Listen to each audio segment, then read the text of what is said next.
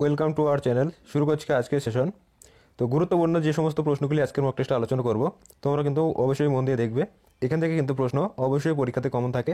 তো আশা করি এখান থেকে তোমরা 100% প্রশ্ন কমন পাবে। তো প্রথম প্রশ্ন, ভারতের শেষ মুঘল সম্রাট কে ছিলেন? অবশ্যই কি তোমরা এই প্রশ্নটাকে স্টার মার্ক দিয়ে রাখবে, এটি কিন্তু বিগত বছরে এসেছিল। নেক্সট, দ্বিতীয় শাহ আলম, ঔরঙ্গজেব, দ্বিতীয় বাহাদুর শাহ, দ্বিতীয় শাহ আকবর।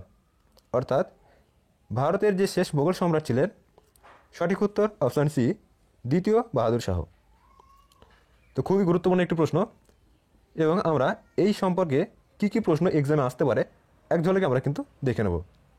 দেখো, গুরুত্বপূর্ণ তথ্য, দ্বিতীয় শাহ আলম। দ্বিতীয় শাহ আলম কে ছিলেন? দেখো, দ্বিতীয় শাহ আলম ছিলেন 1765 সালে ব্রিটিশদের প্রথম দেওয়ানি লাভ। অর্থাৎ ব্রিটিশরা যে প্রথম দেওয়ানি লাভ করেছিল কত সালে? 1765। এই দেওয়ানি অধিকার কার কাছ থেকে লাভ করেছিল? দ্বিতীয় শাহ আলম। খুবই গুরুত্বপূর্ণ একটি প্রশ্ন, অবশ্যই স্টার মার্ক দেবে, এবং এক্সামে কিন্তু এই সমস্ত টপিকগুলো থেকে প্রশ্ন আসে। তোমরা যারা এই ক্লাসগুলি করবে, তোমাদেরকে 100% আমি বলে রাখি যে এক্সামে এমন কোনো প্রশ্ন থাকবে না যে তোমরা করে আসতে পারবে না। নেক্সট দেখো, ঔরঙ্গজেবের উপাধি। লাস্ট যে কটা কনস্টেবল এক্সামের প্রিলি এবং মেন্সের এক্সাম হয়েছে, এখান থেকে কিন্তু প্রশ্ন এসেছে। 2019-এর প্রিলি বলো, কিংবা 2020-এর মেন, কিংবা কেপি কনস্টেবল মেন, প্রত্যেকটা এক্সামে কিন্তু কিছু না কিছু প্রশ্ন এইখান থেকে এসছে। দেখো, ঔরঙ্গজেব উপাধি জিন্দাবির আলমগীর। নেক্সট, 1717 খ্রিস্টাব্দে, খুবই ইম্পর্টেন্ট একটি প্রশ্ন, ঔরঙ্গজেবের মৃত্যু কত সালে হয়? 1707। এই 1707-এ কিন্তু ঔরঙ্গজেবের মৃত্যু, এর কিন্তু খুবই গুরুত্বপূর্ণ একটি ঘটনা। নেক্সট, দ্বিতীয় বাহাদুর শাহ শেষ মুঘল সম্রাট এবং সিপাহী বিদ্রোহের সময়কালে রেঙ্গুনে নির্বাচিত। এখান থেকে কিন্তু প্রশ্ন আসে যে সিপাহী বিদ্রোহের সময় দ্বিতীয় বাহাদুর শাহকে কোথায় নির্বাচিত করা হয়? তো কোথায় হবে? রেঙ্গুনে। নেক্সট, দ্বিতীয় আকবর গুরুত্বপূর্ণ ব্যক্তিত্ব যিনি রাজা রামমোহন রায়কে রাজা উপাধি দিয়েছিলেন। ভিভিআই প্রশ্ন। নেক্সট, চলে যাও পরবর্তী প্রশ্নে। শের ই বেঙ্গল কাকে বলা হয়? অবশ্যই প্রশ্নটিকে স্টার মার্ক দেবে। দেখো, হাজি মোহাম্মদ মহসিন, নবাব সলিমুল্লাহ, মৌলানা আবুল কালাম আজাদ, ফজলুল হক। তো শের ই বেঙ্গল অপশান ডি হবে সঠিক অ্যান্সার, ফজলুল হক। ফজলুল হককে কিন্তু শের ই বেঙ্গল বলা হয়।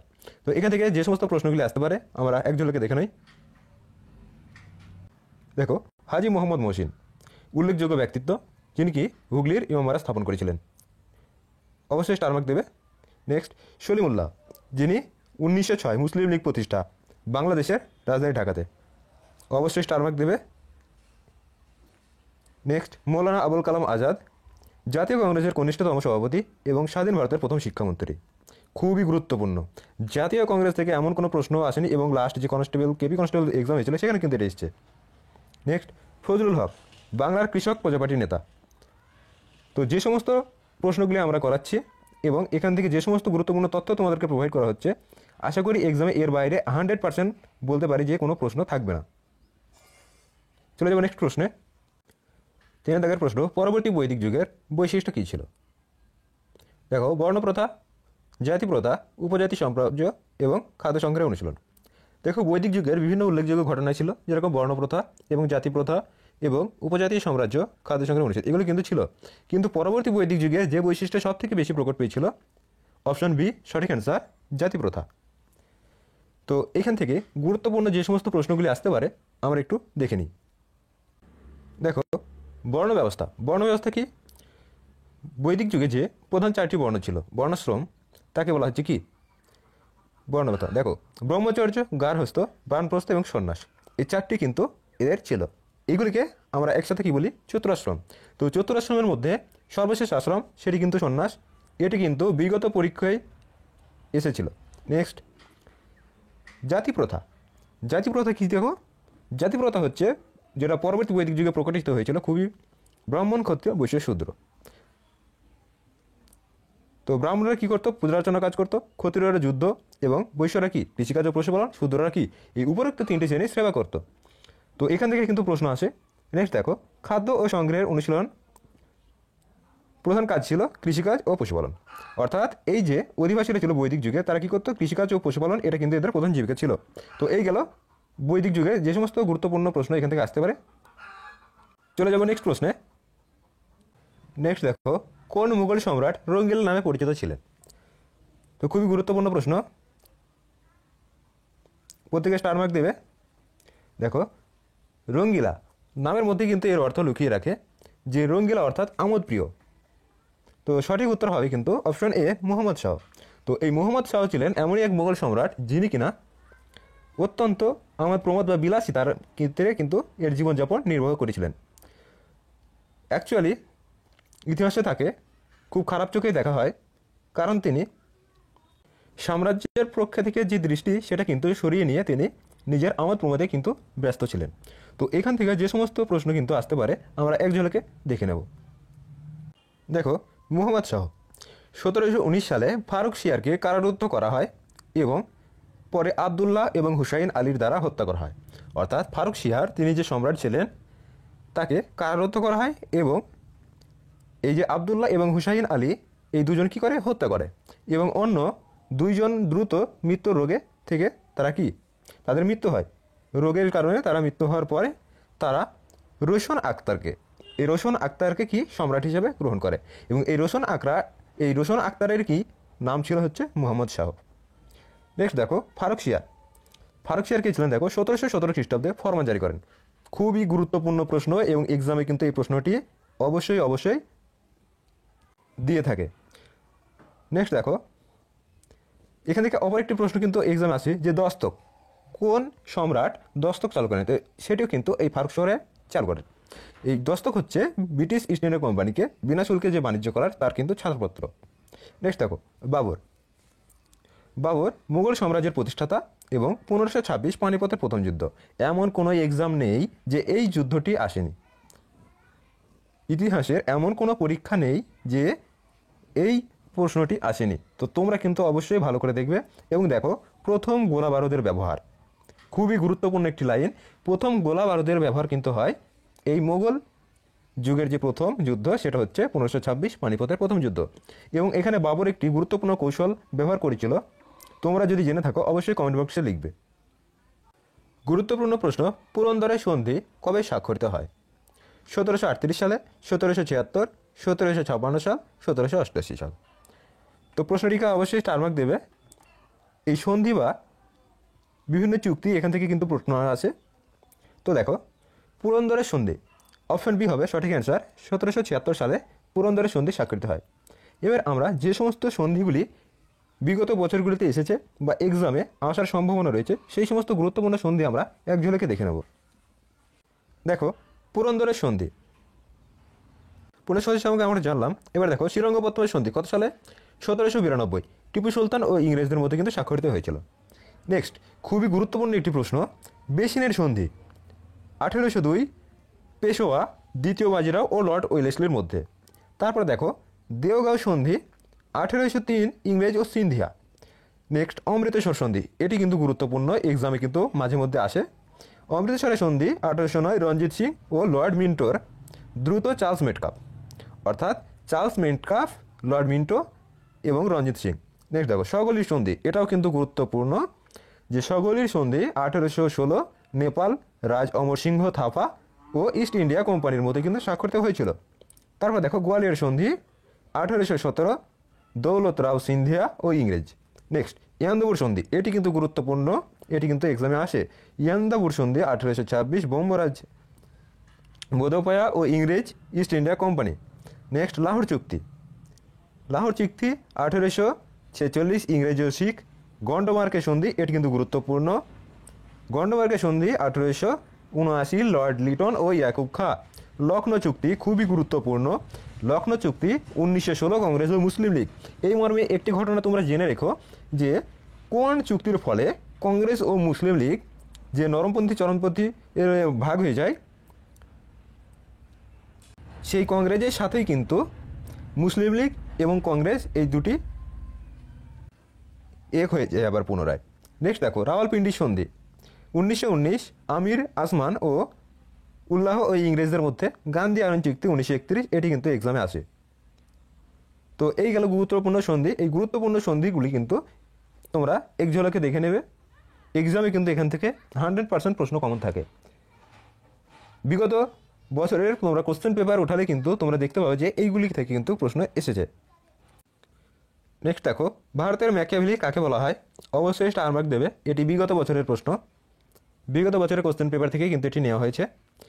তো সঠিক উত্তর দেখো, ভারতের ম্যাকিয়াভেলি বলা হয় অপশন এ নানা ফড়নবিসকে।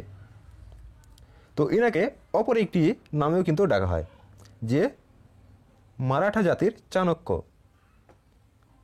তো তোমরা কিন্তু অবশ্যই মনে রাখবে নানা ফড়নবিস। নেক্সট, একাডেমিক অ্যাসোসিয়েশনের প্রতিষ্ঠাতাকে?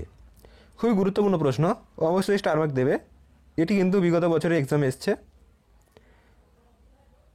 একাডেমিক অ্যাসোসিয়েশন প্রতিষ্ঠা করেছিলেন, সঠিক উত্তর অপশন বি ডিরোজিও। ডিরোজিও কিন্তু একাডেমিক অ্যাসোসিয়েশন প্রতিষ্ঠা করেছিলেন। এবার আমরা বাকিদের সম্পর্কে একটু জেনে নেব, এখান থেকে কী কী ধরনের প্রশ্ন এক্সামে আসে। প্রথমে দেখো, উইলিয়াম জোন্স।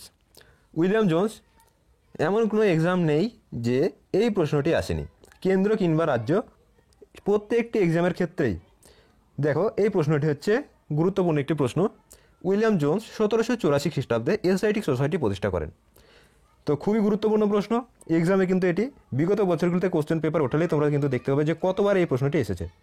নেক্সট দেখো, ডিরোজিও একাডেমিক অ্যাসোসিয়েশনের প্রতিষ্ঠা এবং গুরুত্বপূর্ণ দেখো পার্থেনন নামক পত্রিকা প্রকাশ।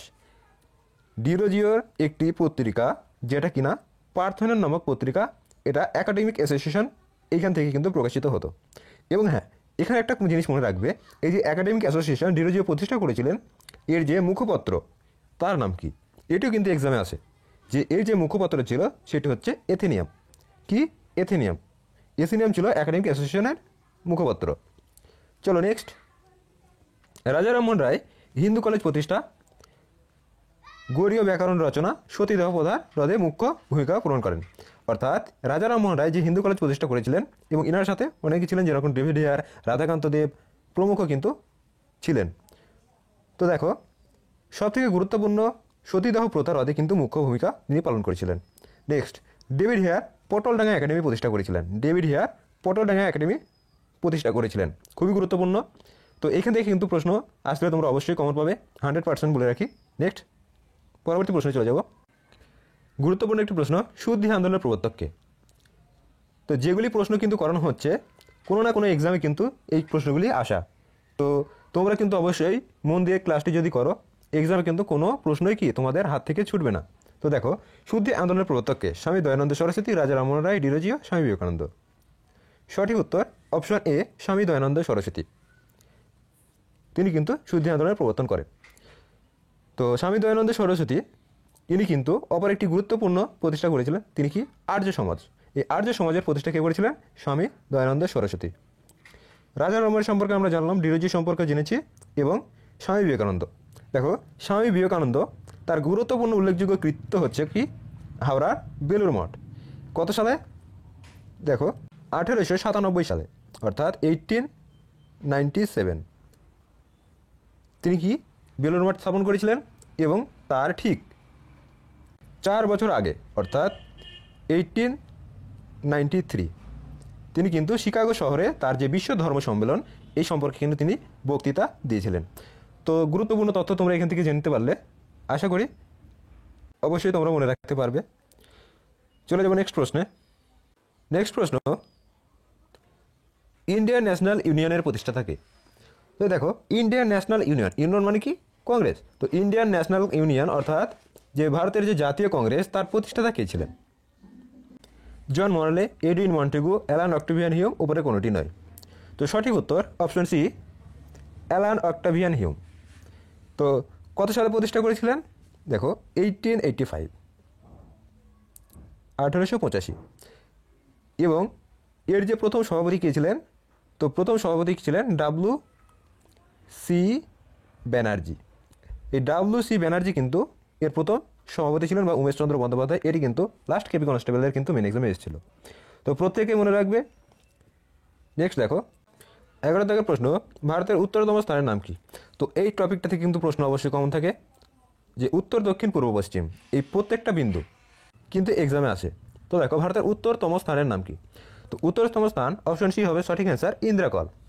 তো বাদ বাকি স্থানগুলি সম্পর্কে আমরা একটু জেনে নেব।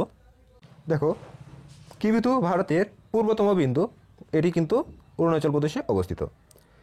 নেক্সট দেখো ভারতের ইন্দিরা পয়েন্ট কি? ভারতের দক্ষিণতম বিন্দু।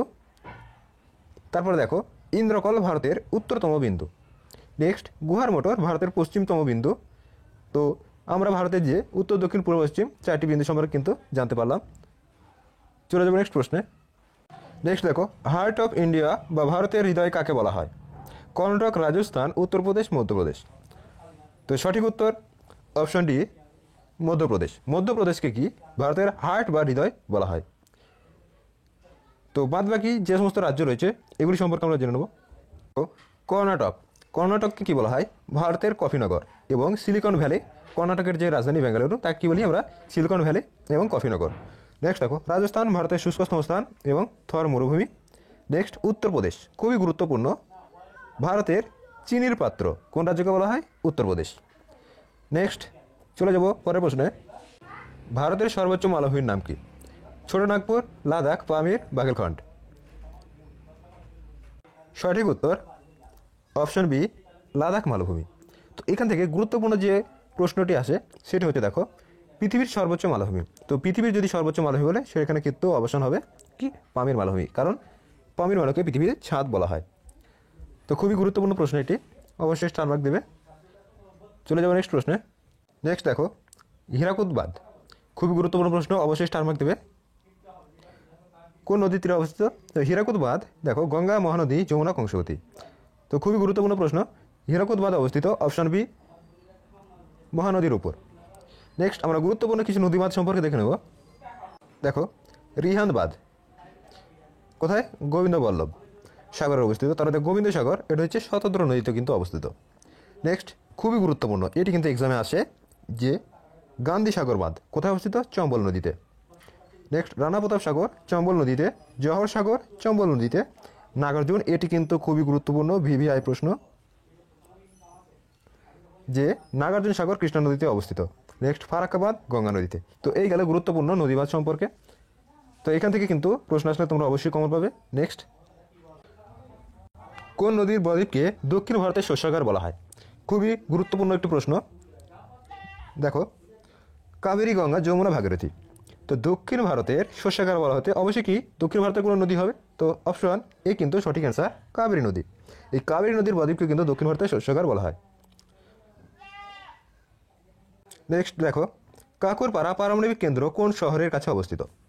খুবই গুরুত্বপূর্ণ একটি প্রশ্ন। তো অবশ্যই কিন্তু এই টপিকটি থেকে প্রশ্ন আসে, অবশ্যই কিন্তু তোমরা ভালো করে দেখবে। তো দেখো চেন্নাই, মুম্বাই, সুরাট, তামিলনাড়ু। তো কাকুরপাড়া পারমাণবিক কেন্দ্রটি অবস্থিত অপশন সি, গুজরাটের সুরাট শহরের কাছে।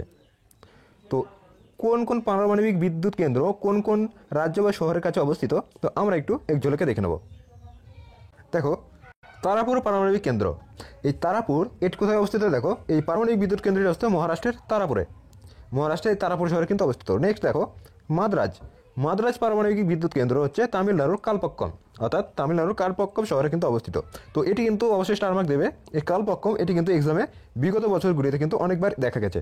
নেক্সট দেখো কাকুরপাড়া পারমাণবিক বিদ্যুৎ কেন্দ্র গুজরাটের সুরাট। তো অবশ্যই কিন্তু এটি গুরুত্বপূর্ণ একটি পারমাণবিক বিদ্যুৎ কেন্দ্র। নেক্সট হচ্ছে রাওতভাটা, এর কিন্তু রাজস্থানে দেখো রাওতভাটাতে অবস্থিত।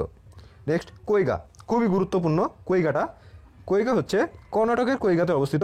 নেক্সট নারোরা, মোস্ট ইম্পর্টেন্ট একটি পারমাণবিক বিদ্যুৎ কেন্দ্র নারোরা দেখো উত্তরপ্রদেশের নারোরাতে অবস্থিত। নেক্সট কুরানকোরাম, এটিও কিন্তু তামিলনাড়ুতে অবস্থিত। তো এই গেল তোমাদের গুরুত্বপূর্ণ যে সমস্ত পারমাণবিক কেন্দ্র কোন শহরে অবস্থিত এবং কোন রাজ্যে অবস্থিত। তো এখান থেকে কিন্তু প্রশ্ন আসে। 17 দাগের প্রশ্ন, আরাবল্লী পর্বতের সর্বোচ্চ শৃঙ্গ কোনটি? মহেন্দ্রগিরি, অমরকণ্টক, ধূপগড়, গুরুশিখর। খুবই গুরুত্বপূর্ণ একটি প্রশ্ন এবং এই প্রশ্নটি বিগত বছরগুলি থেকে নেওয়া হয়েছে, বিভিন্ন এক্সামে কিন্তু এইটি এসছে। তো দেখো আরাবল্লী পর্বত এর সর্বোচ্চ শৃঙ্গ হচ্ছে অপশন ডি, সঠিক অ্যান্সার গুরুশিখর। নেক্সট ধূপগড়, এটি কিন্তু গুরুত্বপূর্ণ একটি শৃঙ্গ। এই ধূপগড় হচ্ছে কি সাতপুরা পর্বত,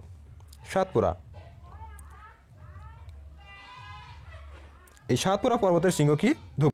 দেখো গুরুত্বপূর্ণ একটি প্রশ্ন, উড়িষ্যার রাজ্যে অবস্থিত তালচের কি জন্য বিখ্যাত? তো দেখো উড়িষ্যার যে তালচের রয়েছে সেটি কিন্তু অপশন এ, কয়লা খনির জন্য বিখ্যাত। খুবই গুরুত্বপূর্ণ একটি প্রশ্ন। চলে যাবো নেক্সট প্রশ্নে।